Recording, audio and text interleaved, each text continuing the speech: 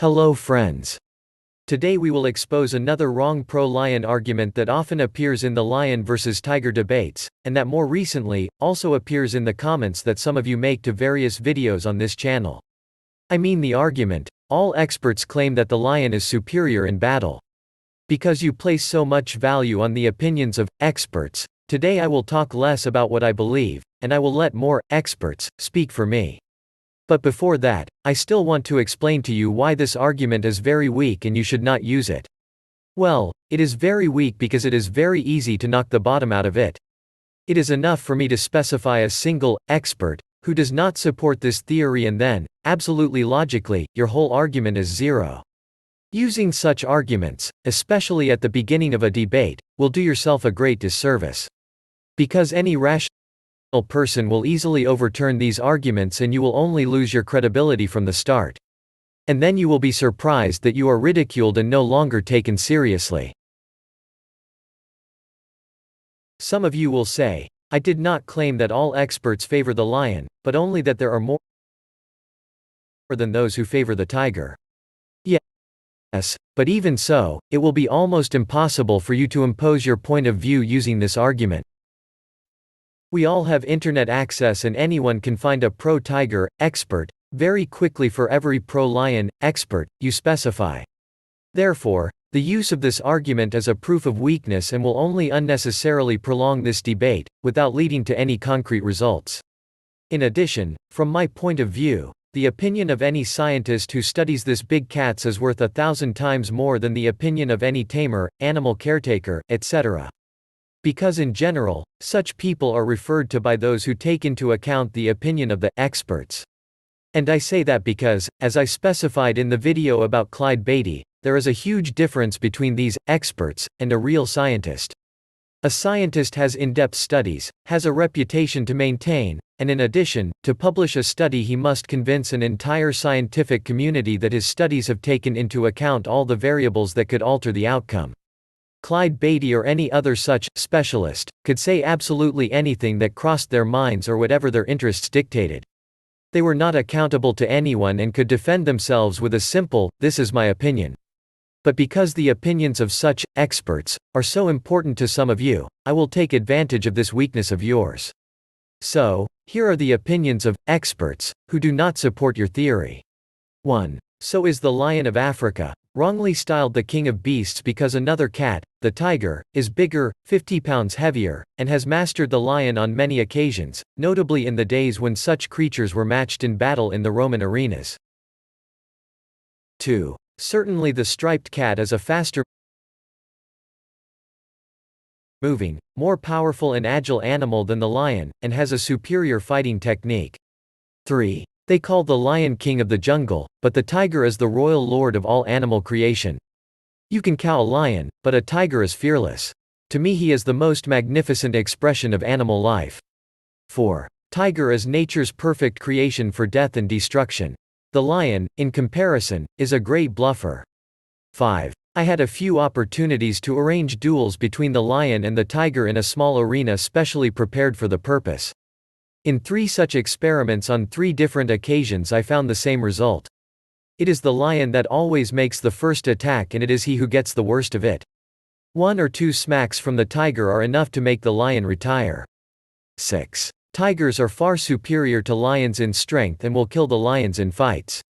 7. In England we have generally been taught to consider the lion as the king of the forest, but to convince me of this would be a difficult task, as I have frequently been an eyewitness of the strength, fierceness, and agility of the tiger, to which the lion, in these qualities, is much inferior. 8. Most naturalists are agreed that the average lion is no match for the average tiger, being not only generally smaller but much slower and more clumsy in his movements. 9. More biologists who have dared to express their opinions on the subject also consider the tiger a better fighter than the lion. 10. In fights between a tiger and a lion in the wild, the tiger is usually the winner. 11. The tiger, if in good condition, invariably kills the lion when compelled to fight. 12. I'm sorry to upset the superstitions of childhood, but the tiger is a much more powerful animal than the lion, and will always beat the latter. The lion had a great mane and looked big. 13. The answer is that there would be one dead lion. The tiger is much quicker, much more powerful than the lion. 14. That the typical tiger is a fiercer fighter than the typical lion is common knowledge. Less widely known is what gives that tiger the advantage. Simple thing. The lion stands on 3 paws to maul with the 4th. But the tiger balances itself on its hind legs to maul with both front paws simultaneously. Moment by moment, the fighting paws on the tiger's side generally outnumber the fighting paws on the lion's side by 2 to 1. 15. Tiger, the largest and most admirable of the cats. In size and power it surpasses the lion, as it does in beauty, and expresses the highest type of feline structure. 16. Occasional fights were also staged between lion and the tiger always won. 17. Tigers are undoubtedly more aggressive than lions, and intolerant of rivals in their territories, and in hybrids between the two, the tiger parent is dominant. 18. Lions and tigers have often been put together to fight, but the lion has invariably declined the combat. They have accidentally got into each other's cages and the tiger has killed the lion. As regards their comparative courage in the presence of man, all the evidence is in favor of the tiger. 19. The lion, while usually termed the king of beasts, is inferior to the Bengal tiger in strength and endurance, and the title properly belongs to that species. 20. It would appear from the most correct accounts that the lion is hardly a match for this formidable creature. The tiger is as beautiful as dreadful. 21. Every weapon it's got has to be deadly efficient. Each of its retractable claws, for example, is independently articulated, so that, having grabbed its prey, it can drag it in, as if on a conveyor belt, without having to release its grip. A lion can't do that, because its claws aren't fully retractable and because they all work together. If it grabs you through the cage bars and wants to pull you in, it has to release its grip every time it moves farther along your arm or leg, so you have a chance to escape. If a tiger gets even a thread of your clothing, it can have your arm or leg through the slot in an instant. 22. I'll put any one of my full-grown tigers in any arena with a full-grown lion and post $1,000 that the tiger will kill the lion. I'll agree with Mr. Beatty that lions have a sense of brotherhood and will pitch in and help a fellow lion in a fight. It is also true that tigers have the coat of every tiger as for himself, but, meeting on equal terms, the tiger will defeat the so-called king of the beasts every time. For a lion to attack a tiger could hardly be classed as bravery, it would fit better under the term of foolhardiness. 23. In fair fight the royal tiger would be certain to come off conqueror, for he is even bolder and stronger than a lion. 24. Sometimes the tiger holds off 3 or 4 lions and leaves the cage unharmed. 25. The tiger is normally at his best when fighting one other animal, and usually that one other animal is doomed. So, there are a lot of experts who contradict you and who are convinced that the tiger is superior to the lion in a one-on-one fair fight. I have numbered these quotes just to make it easier for you to identify the sources specified in the video description. All these people who make these statements are experts who have worked with these animals or studied them in particular: animal tamers, hunters, naturalists, biologists, etc. There are people just like the ones you bring in support of your statements, but who are of a different opinion. And I assure you that they are not all. I have tried to make enough statements to count in this debate, but not so much as to prolong this video indefinitely. For those who have had the patience to follow me so much, I would like to make a few clarifications. The purpose of these videos is not to make you worship the tiger.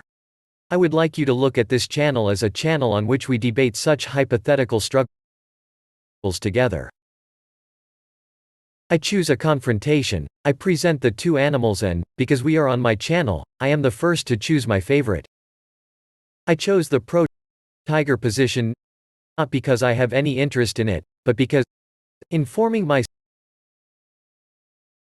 about these two animals, I came to the conclusion that the tiger is the favorite in this confrontation. So, it's much easier for me to make pro-tiger arguments, as I do in the case of all the other confrontations we are talking about on this channel. By the way, in the next video we will talk about Goliath Birdeater versus Red Squirrel, and I will need your opinions in choosing the winner, because I have not yet been able to decide who I will vote for. Therefore, as I have specified in the case of all these confrontations, you, those who follow me, have the right to agree or disagree with me. Those of you who agree with me come up with other pro-arguments that I may have omitted. Those of you who disagree with me come up with arguments against it.